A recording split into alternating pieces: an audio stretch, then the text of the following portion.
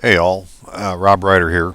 Kind of late at night. I've been trying to get this done for a few days now, and my phone keeps ringing, which is fine, and I love helping everybody. I just wish I had better answers for some. Um, but one person I've been talking about quite a bit is this gentleman called the Vicar General, and so I got a short little video we're going to do on the man. But an important quote came out of Vienne, Vienne, in 1311, 1312, that said, "Whoever shall hereafter dare to assert, maintain, or pretentiously hold that the rational or intellectual soul is not per se and essentially the form of a human body is to be regarded as a heretic." And apparently there's a lot of that happening in some of these offices we go to, even though they've put their seal on the paper to say that you are an immortal living soul, or words to that effect. Um, they're treating you like a person. So, do we have any help? Well, when I was looking in a lot of law books, you'll find the word ordinary, and you just think of it as everyday ordinary. But if you go look up the definition of ordinary or ordinary power on Wikipedia, it leads you to the Archbishop. And the Archbishop's right-hand man is this gentleman called a general vicar. So a vicar general is the principal deputy of the bishop of a diocese for the exercise and administration of authority. As vicar of the bishop, the vicar general exercises the bishop's ordinary executive power over the entire diocese, and thus is the highest official in the diocese or other particular church after the diocesan bishop, or his equivalent in canon law. The title normally occurs only in Western Christian churches, such as the Latin Rite, the Catholic Church, and the Anglican Communion. The title for the equivalent officer in Eastern churches is protosyncellus. I guess that's how you say that.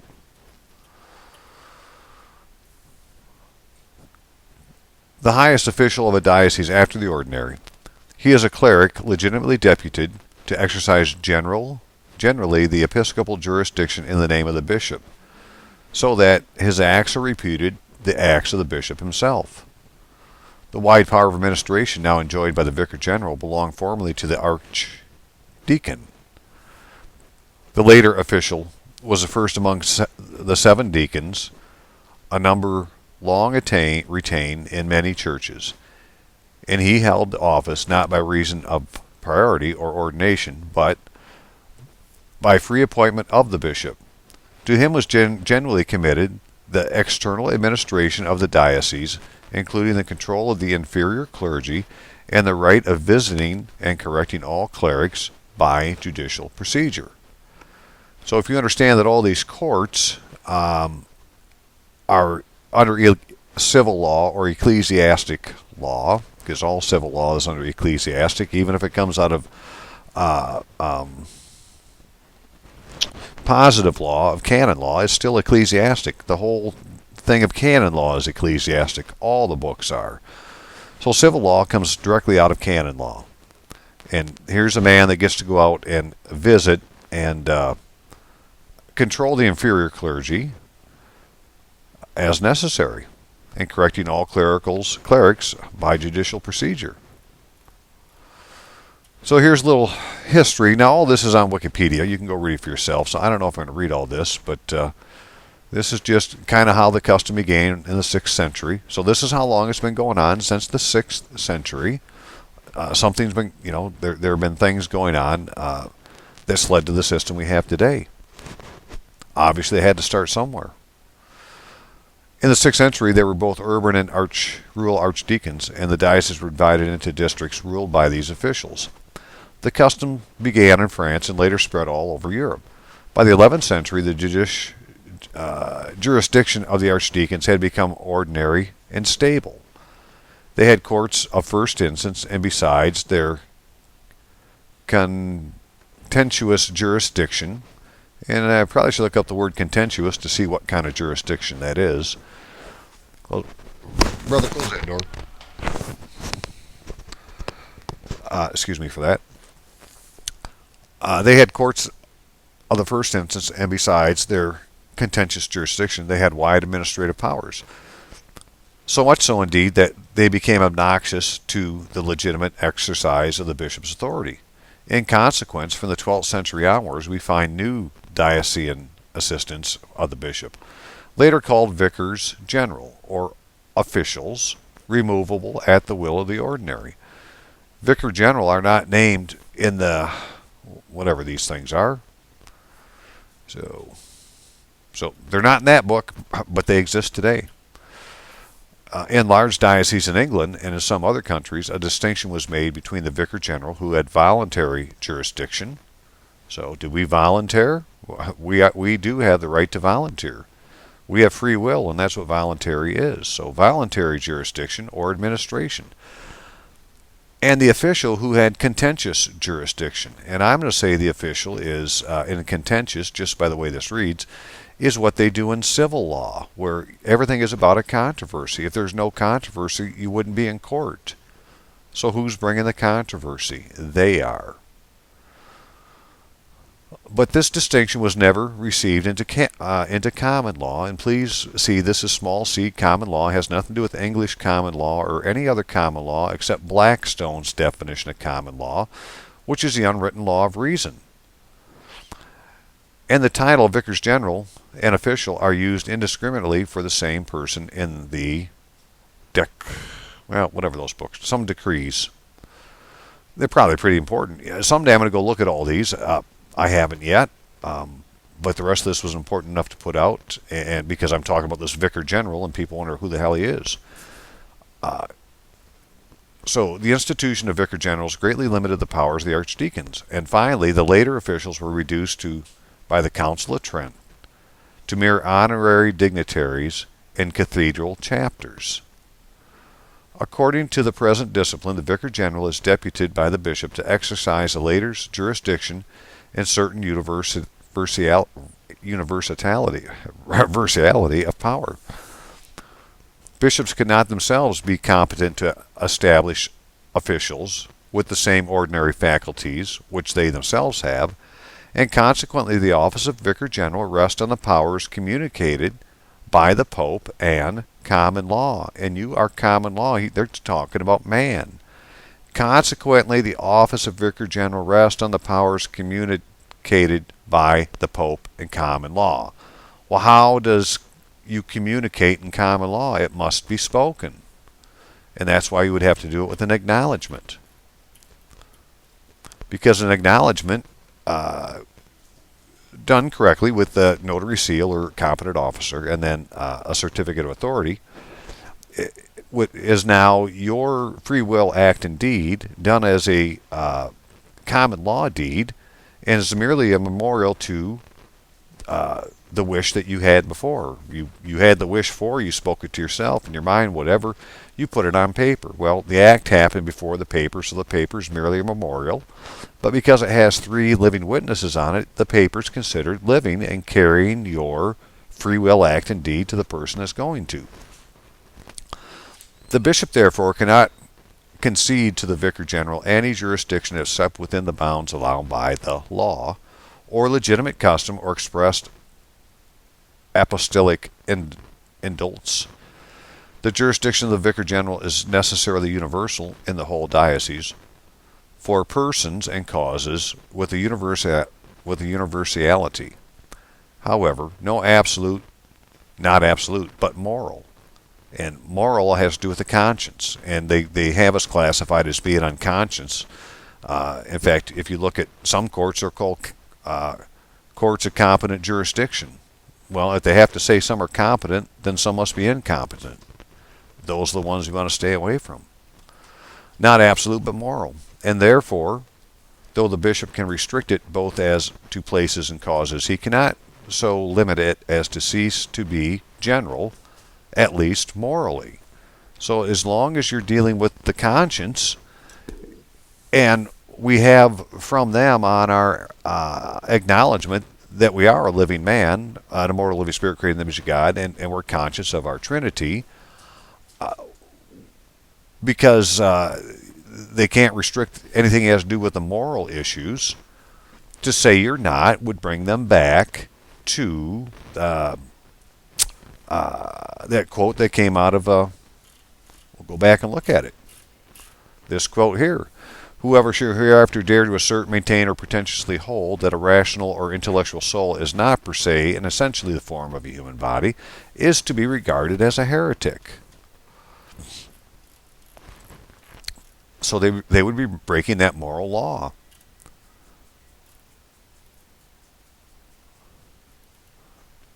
Okay. So, it is in the discretion of the bishop to constitute a vicar general for his diocese, but he cannot suppress any office instituted by common law.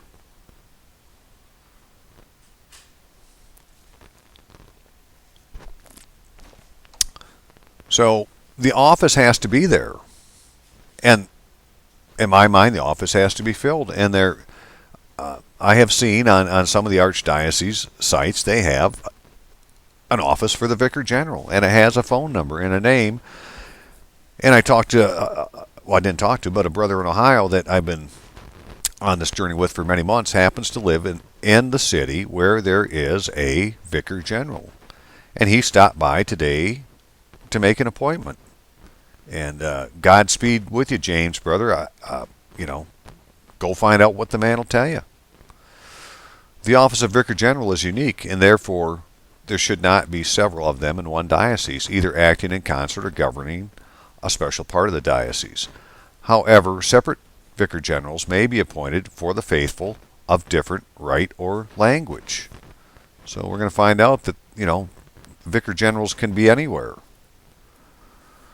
The cleric appointed as a Vicar General should be of legitimate birth, tonsured, and celibate. He should have maintained his 25th year and commendable with probity of life, his prudence, and his knowledge of canon law, which he should be a doctor. Anyways, what he needs to do. The statute of particular councils of rescripts of Roman congregations declare that the Vicar General should not have the cure of souls. But this is nowhere prescribed in common law.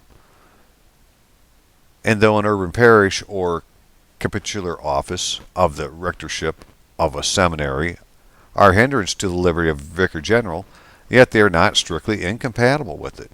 So, this is saying he could be in an urban parish, a capitular office, or a rectorship of a seminary. All hints of where these gentlemen can be. Regulars cannot be appointed Vicar Generals without permission of the religious superiors, and they need in addition a license from the Holy See to live outside their monasteries. It is expedient that the Vicar General should not be a blood relation of the bishop or cleric of the diocese, but there is no general law to this effect. The power of the Vicar General, by reason of his office and deputation, extends to all causes in ordinary episcopal jurisdiction, except those which common law or the bishop may have reserved. So again, they're distinctly making a difference between all of the other kinds of law there could be and common law, or made dependent on a special mandate. So except for those which common law or the bishop may have reserved or may be dependent on a special mandate. Well, a mandate is an order. So my thought is he needs to be ordered to do something. He's a general. The general takes orders from the king. The tribunal of a Vicar General is one with the bishop, and therefore there is no appeal from one to the other. The Vicar General cannot substitute another cleric in his place to exercise his whole jurisdiction, but he may appoint delegates for special causes. Owing to the dependence of the jurisdiction of the vicar on that of the bishop, it ceases or is impeded with the later. When, however, the vicar is acting in a special case as a strict delegate, he may even then finish the cause he had begun. So it sounds like he can chase them around the world, whoever them are. But them as in us. Them as them. The jurisdiction of Vicar General, according to the most canonists, is of a class by itself between ordinary and delegated. And it may be called quasi-ordinary because on the one hand it is connected with a certain office by legal enactment, and by the other it's exercised not in its own but in another's name. So if you give the man an order, he's working in your name. An ordinary jurisdiction, however, is always exercised by him. By a matter of fact, there is no reason why his power should not be called ordinary. By virtue of a general mandate, the Vicar General exercises ordinary jurisdiction in the name of the bishop, but for some causes he needs a special mandate. When he's going to act in another's name, he needs an order, a special order from the man he's going to act for.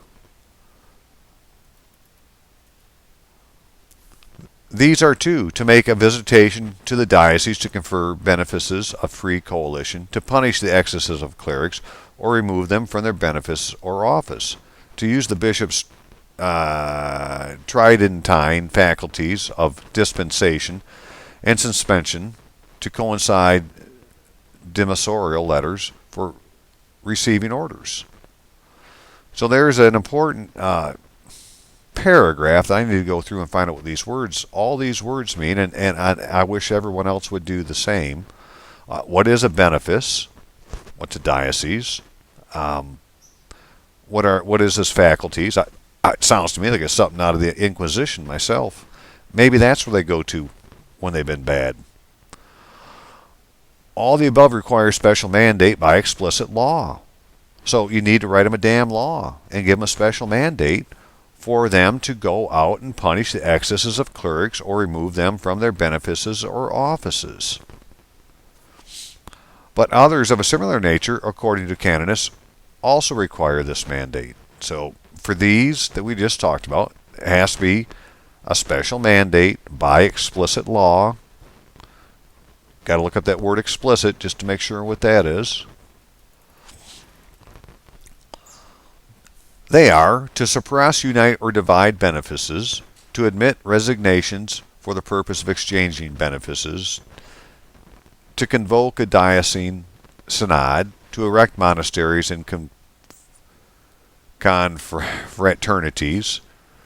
The office of Vicar General expires with his death or resignation, with the cessation of the bishop's jurisdiction, with the revocation of his vicarial mandate, which must, however, be justified by a grave cause, and against which his honor is impugned. He has recourse to the Holy See. And so then in Anglican churches, Vicar General retain the important administrative and judicial functions in the Church of England. Following the Act of Supremacy of 1534, Henry VIII appointed Thomas Cromwell as his Vicar General, a delegation of the powers in which Henry was vested by the Act as a result of becoming supreme head of the Church of England. So for our folks in the UK, he's over there too. He's in the Church of England. If you can follow this little trail to see what powers Henry gave away, it will lead you to him. But he's going to be somewhere close to the Archbishop of Canterbury, in my opinion. So that's the Vicar General, and this is one of the key little paragraphs I've ever come across for the way I believe that we're protected. Because whoever shall hereafter dare to assert, maintain, or pretentiously hold that the rational or intellectual soul is not per se and essentially the form of a human body is to be considered a heretic. I'm going to leave it at that. I did this kind of late at night. I hope it sounds okay. And after this, I'll be trying to go through some of these words to see just what they mean. And I ask that you do the same if you want more information. We'll see ya. Bye.